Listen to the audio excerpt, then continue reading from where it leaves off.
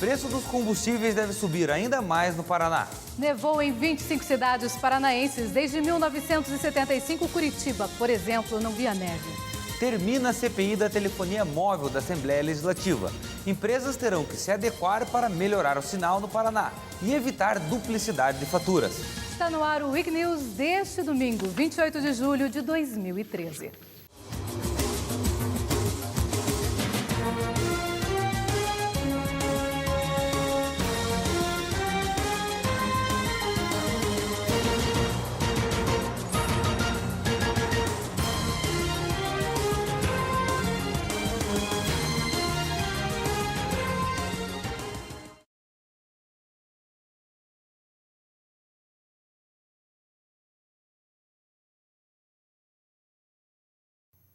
Uma boa tarde para você. Boa tarde. Os consumidores puderam ver aumento nos postos de combustíveis nos últimos dias, mas os valores podem subir ainda mais. É que as distribuidoras de álcool e gasolina estão reajustando o preço dos produtos e os frentistas terão reajuste salarial. No final das contas, o reflexo é visto sempre no preço final, ou seja, na bomba. Nem todos sabem que os combustíveis em Curitiba são os mais baratos do país. A gasolina vendida entre R$ 2,59 e R$ 2,89 o litro em Curitiba ultrapassa R$ 3,00 em vários estados. Segundo o presidente do sindicato, as distribuidoras da Petrobras vendem mais barato para a capital por causa da concorrência desleal de mais de 20% dos 400 postos que vendem a gasolina formulada pelo mesmo preço da refinaria. Formulada é uma gasolina que é fabricada em laboratório, é uma gasolina mais volátil, enquanto, por exemplo, uma gasolina refinada ele tem uma densidade de 750, uma gasolina formulada tem uma densidade de 720. Então, ela é mais volátil, então ela consome mais. A mesma coisa que o consumidor estivesse colocando álcool no seu veículo, muito embora esteja pagando a preço de gasolina. Então, há que se ter um cuidado muito grande com relação a isso, porque muitos consumidores estão sendo enganados, né, justamente com esse tipo de produto que está sendo colocado à venda, apesar de ser uma venda legal. As distribuidoras estão reajustando o preço de venda da gasolina para os postos de R$ 2,30 para R$ 2,54 o litro. E os frentistas tiveram um aumento superior a 8%. Esses reajustes vão chegar aqui na bomba e, consequentemente, no bolso do consumidor. De novo? O preço já está caro demais, eu já estou pagando mais caro ainda, vou ter que vender o carro porque eu vou ter que andar de quê? Desse jeito não vou aguentar abastecer meu carro. Quem depende do carro para trabalhar tem que pagar, né? O aumento não será definido pelo sindicato. A negociação é livre entre os postos, mas não deve ultrapassar R$ 3,00 o litro. Cada revendedor coloca o preço que ele achar que deve, justamente no seu estabelecimento. É claro que o mercado acaba regulando isso. Eu não acredito em nenhum aumento exagerado nos preços, até porque nós tínhamos preços aí sendo praticados aí há cerca de 90, 120 dias atrás, que não deve justamente ultrapassar aqueles patamares daquela ocasião. Mas eu gostaria de enfatizar que os preços são livres e que cada revendedor pode colocar o preço que ele necessitar justamente para tocar o seu negócio.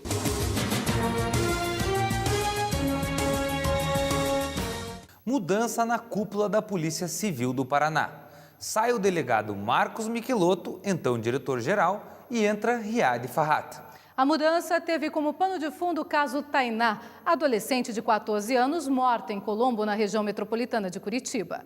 As divergências sobre o assassinato da garota e as possíveis torturas para a confissão feitas, inclusive por policiais civis, foram os principais motivadores da troca de comando da Polícia Civil. Olha, nós não temos como negar que esse caso gerou uma crise no âmbito da Polícia Civil, mas todas as medidas que deveriam ser tomadas no âmbito da segurança pública, e é bom que se diga que a divergência em relação à linha de investigação foi detectada no âmbito do próprio sistema de segurança pública, que foi a Polícia Científica que detectou essa divergência, todas as providências no sentido de reprimir a atuação dos maus policiais, elas foram ultimadas num curto prazo. E essas medidas agora de cunho administrativo, elas vêm para que a correção de rumo seja estabelecida. Curitiba foi contemplada por fenômenos meteorológicos típicos de cidade europeia. Primeiro chuva, depois neve. Segundo o CIMEPAR, Sistema Meteorológico do Paraná, choveu num dia o equivalente a todas as precipitações do mês de julho. Isso sem falar nos ventos de até 68 km por hora. O resultado foi famílias desalojadas, árvores caídas sobre ruas, desmoronamento e até uma morte.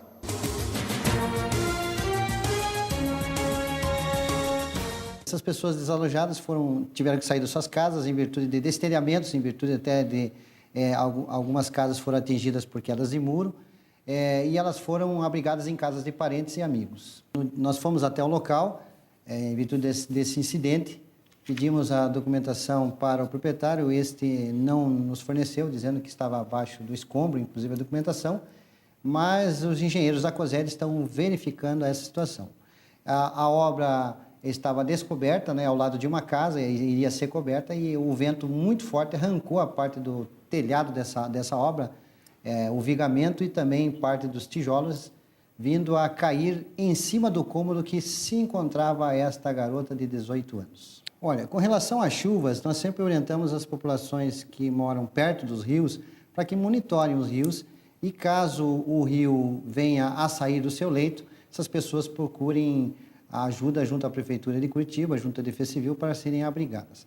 Com relação ao vento, nós sempre orientamos também para que as pessoas não deixem qualquer objeto, principalmente em cima de lajes, cobertura, que possam ser arremessados com a força do vento, atingindo casas e até mesmo pessoas.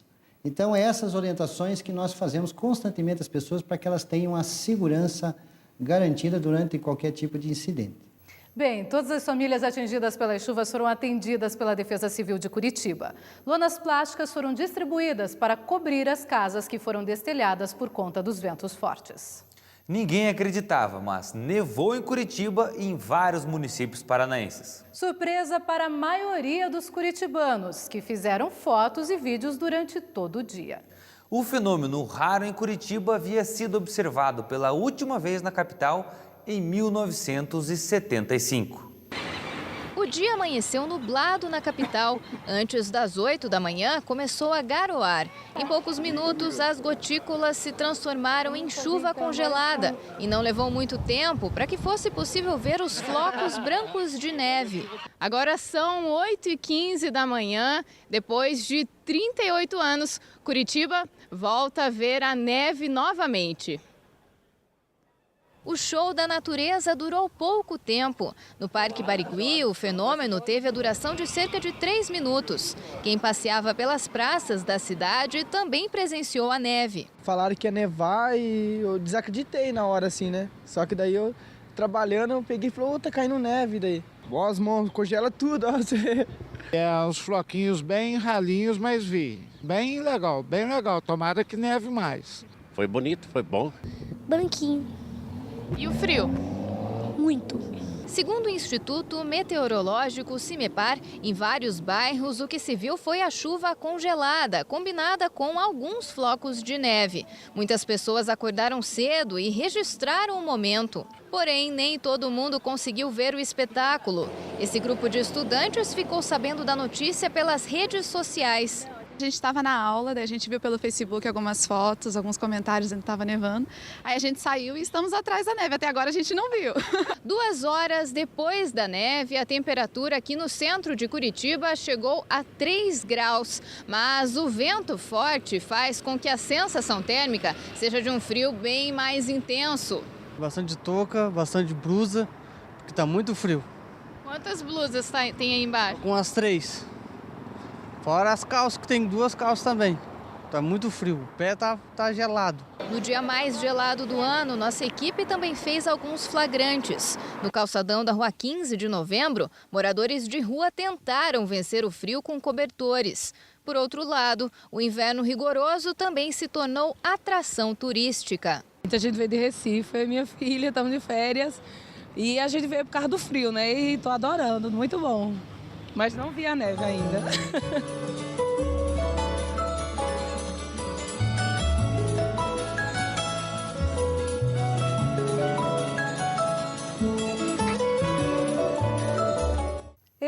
neve, infelizmente. E olha que não foi por falta de acreditar que ela era possível. Fiquei acordada até às 3 da manhã, mas nada. Pior é que o fenômeno durou pouco tempo e foi visto apenas no início da manhã. E você, Luiz Fernando, viu a neve? Eu estava na cidade de Alvorada do Sul e por lá também não houve neve. Daqui a pouco, deputado é empossado como conselheiro do Tribunal de Contas do Paraná.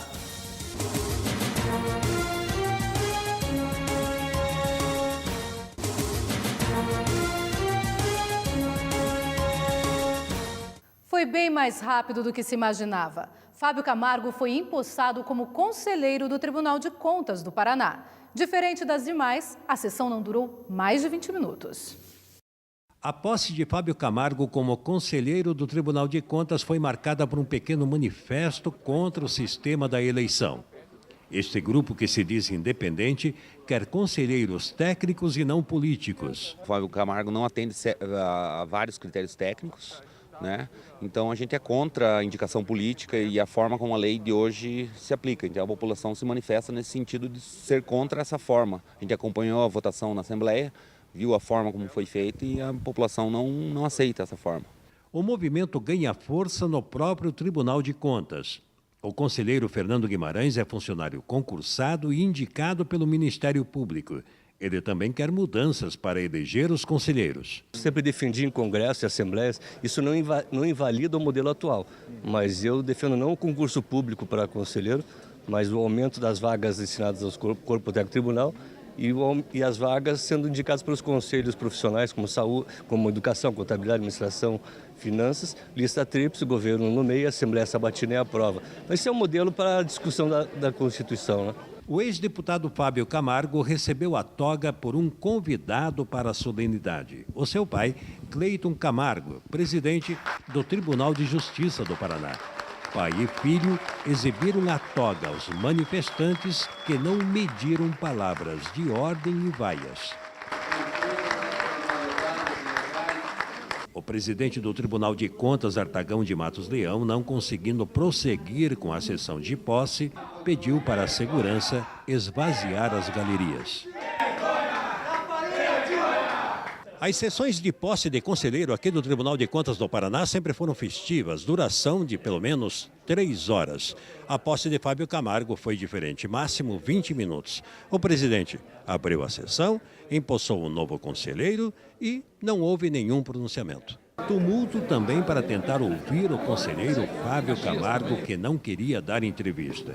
Não escondendo o nervosismo, criticou os manifestantes dizendo que são pagos por um grupo denunciado na Assembleia Legislativa na CPI das falências, que era presidida por ele. Uma manifestação orquestrada como essa, onde o serviço de inteligência da Casa Militar detectou que a família Simão estava pagando R$100 para cada pessoa vir aqui fazer baderna, eu não posso admitir. Obrigado, gente. Obrigado. A verdade é que para se mudar o tipo de indicação é necessário mexer também na Constituição Federal. O mais correto é que os protestos sejam feitos lá em Brasília para pedir estas mudanças aos deputados federais e senadores. Por falar em deputados, o relatório final da CPI da telefonia móvel da Assembleia Legislativa já está pronto, mas será votado apenas no dia 7 de agosto. O relatório prevê um ajustamento de conduta das operadoras, que terão que observar melhor o sinal no Paraná e evitar cobranças irregulares nas faturas.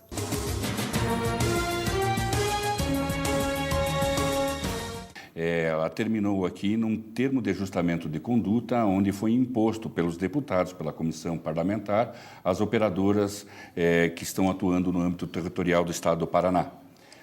Então, esse termo obrigou as operadoras a promoverem um grande mutirão no âmbito do Estado do Paraná para recepcionar reclamações e denúncias e também resolverem problemas sobre cobranças indevidas dos consumidores.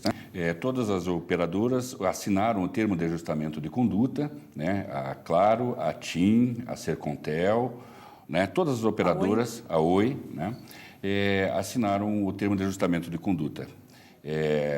E se comprometeram, a partir de 1º de agosto, a fazer o grande mutirão e, inclusive, fazendo a divulgação na mídia, em todos os canais de televisão e rádios, fazendo o chamamento da população para que compareçam junto às lojas físicas, né, das operadoras para fazerem as suas reclamações. Cerca de 1.500 caminhoneiros foram multados na linha verde em horário de pico. Apesar da proibição para o tráfego de caminhões pesados na linha verde nos horários de pico, os motoristas preferem levar multas do que enfrentar congestionamentos no contorno leste. Em 2011, uma portaria municipal determinou que os caminhões com carga acima de 7 toneladas são proibidos de trafegar em alguns horários na linha verde. Apesar da proibição, muitos caminhoneiros continuam circulando entre 7 e 10 horas e das 17 às 20 horas, os períodos restritos. O Sindicato das Empresas de Transporte de Cargas do Paraná tem 2 explicações para os motoristas não cumprirem a lei. A primeira é a falta de sinalização aqui na linha verde. A segunda são as constantes obras no contorno leste.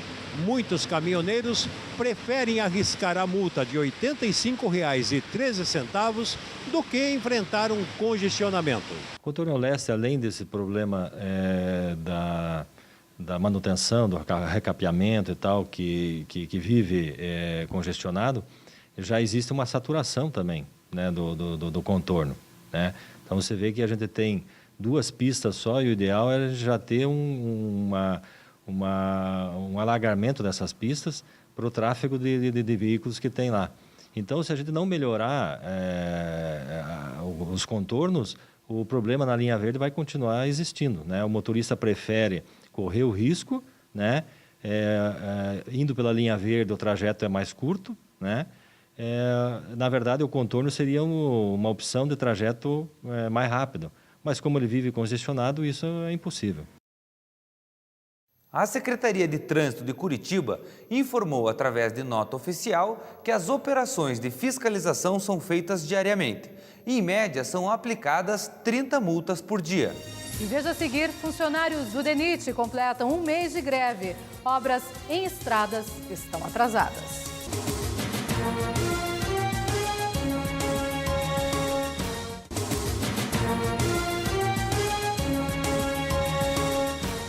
Funcionários do DENIT, o Departamento Nacional de Infraestrutura e Transportes, estão em greve há 1 mês e não têm previsão para voltarem aos trabalhos. Com isto, obras importantes do PAC, o Programa de Aceleração de Crescimento, estão atrasadas. A paralisação dos funcionários do DENIT está afetando os principais serviços das obras do Programa de Aceleração do Crescimento, como essa do contorno sul de Curitiba. São investimentos de 30 bilhões de reais no Brasil e 3 bilhões no Paraná. Estão sendo executadas apenas obras de emergência, como tapa-buracos e recuperação de alguns trechos afetados pelas chuvas nas rodovias federais. Então, nossa greve não está deixando ninguém prejudicado em consequência desses fatores que têm ocorrido. Desde a criação do DENIT em 2001, com a extinção do DNR, os funcionários pedem a equiparação salarial com os técnicos da NTT, Agência Nacional de Transporte Terrestre. O funcionário de nível médio aqui no DENIT ganha R$ 2.500 e na NTT R$ 6.000. E o curso superior, o analista ganha aqui no DENIT R$ 6.000 e na NTT R$ 13.000. Os funcionários do DENIT planejam, analisam e aprovam projetos para terceirização de mão de obra. Eles estão parados 1 mês e a greve vai continuar até a abertura de uma negociação com o governo federal. No estado do Paraná existe um pouco menos que 100 servidores, né? E eu estimo que a nossa necessidade seria pelo menos o dobro de servidores aqui no estado. Neste frio, todos sofrem, mas algumas categorias são ainda mais prejudicadas. Uma delas é a de cobradores de ônibus. As empresas de Curitiba e região receberam notificação para melhorar os materiais usados nos agasalhos de inverno, cedidos aos empregados do transporte coletivo. Quem depende do transporte coletivo em Curitiba sabe que vai passar muito frio esperando o ônibus, fora ou dentro dos tubos. Lá fora, aqui dentro é a mesma coisa. Mesma coisa? Não, aqui só protege da chuva, só da chuva. Eu acho que tinha que ser mais fechado, né? Os cobradores e motoristas devem estar uniformizados. Só podem usar outras roupas embaixo do uniforme. É só o uniforme, que não pode colocar mais nada. Não pode colocar um gorro, nada, para se defender do frio, nada. Tem que encarar. Gorro pode, não pode? Ou é só para cobrador? Nossa empresa que não pode usar. Só pode usar a roupa por baixo do uniforme. Por baixo do uniforme. Mas não cabe muita coisa, né? Quanta roupa você tem embaixo aí? Só tem uma blusinha embaixo só aqui. E os cobradores que ficam 6 horas nos tubos? Não há alternativa. Tem que aguentar a umidade, o vento e o frio. Não dá para aguentar porque é muito frio, né? Aqui em Cana-Vento, tanto dos lados aqui, é muito gelado. Como é que faz? Tem como se aquecer aqui ou não? Não tem, né? Não tem como se aquecer e a gente fica encolhidinho aqui e fica aguentando o frio mesmo. É vento corrente aqui, cortante no frio. Cortante, muito cortante. No ano passado, as empresas distribuíram aos cobradores dos 364 tubos de Curitiba o kit inverno, com uma touca, uma jaqueta, uma blusa, uma luva, 100 dedos e um cobertor. Neste ano, o kit inverno ainda não veio. O Sindicato dos Motoristas e Cobradores de Curitiba e região metropolitana está reivindicando essa ajuda das empresas e da Prefeitura uma reformulação nos tubos. E banheiro para o cobrador. Também cai na tal reestruturação das estações tubo, onde nós tanto reivindicamos. Hoje tem medidas paliativas, onde que é um rodízio. O cobrador está na estação, ele faz 6 horas de trabalho. Dentro dessas 6 horas passa um rodízio de 15 minutos, onde ele tem o tempo de ir no banheiro. Mas a gente sabe que necessidades fisiológicas podem acontecer em qualquer horário. O ideal seria o quê? Todas as estações tubos tivessem um banheiro onde tanto o trabalhador e o usuário pudessem usar. Os moradores de rua também sofrem, mas eles podem contar com o abrigo da Prefeitura de Curitiba. Nas noites geladas de Curitiba, com as temperaturas abaixo de zero, o trabalho da Fundação de Ação Social tem sido dobrado. Somente nessa semana, quase 1.000 moradores de rua foram recolhidos em albergues. Nós estamos fazendo a busca ativa, nós vamos rodar as regionais, vendo se não tem ninguém na rua, encontrando alguém que esteja em situação de rua. Nós fazemos o convencimento, se as pessoas aceitarem o serviço, é o ideal, é o que a gente recomenda para que as pessoas não tenham hipotermia e também não padeçam das doenças do frio também e, claro, da violência. Se eles não concordarem em sair da rua, nós damos também alimento quente ali e damos cobertores. Para atender a demanda, o ginásio do Tarumã também se transformou em abrigo. No local estão 40 moradores que recebem agasalhos, cobertores, alimentação e podem ainda tomar banho. Como que as pessoas podem ajudar? Elas podem procurar os albergues que a Prefeitura abriu, tanto aqui como outros, né? Ou procurar a própria central de resgate lá no centro. Lá também eles estão recebendo também agasalhos para poder distribuir depois para todo o município. Celso perdeu tudo por causa das drogas e foi morar nas ruas há 2 anos. Ele chegou no abrigo improvisado há 3 dias e conta que está sendo bem tratado. Não está me faltando nada de kit de higiene, a alimentação daqui é muito boa. As pessoas, os educadores que estão aqui, atendem a gente muito bem, com muita educação. Não é aquele maltratamento, né, porque a gente somos de rua. O frio também está fazendo com que a própria população se mobilize. Uma iniciativa bem criativa é essa daqui. Em 7 árvores, a maioria na região central, foram colocados cabides como esse, com peças de roupas para os moradores de rua. A ideia partiu desse estudante de moda, que é proprietário de um brechó. As roupas são doações da loja. Blusas, calças e camisas que acabam não vendendo, mas estão em perfeito estado. Qualquer pessoa pode contribuir. Basta pendurar na árvore um agasalho que não use mais. Geralmente essas pessoas elas só recebem a doação pronta. A partir do momento que ela está disposta em vários locais, um local onde tem várias peças, ele pode parar e escolher aquela peça que realmente serve para ele, que ele gostou. Então eu presenciei um momento que o morador de rua ele achou essa árvore, leu a plaquinha, provavelmente deve ter achado legal, interessante. Ele parou, começou a folhear assim, escolheu uma peça, mediu no corpo dele assim e pegou somente aquela peça. Aquilo lá me emocionou bastante, assim, eu vi que está funcionando assim, realmente.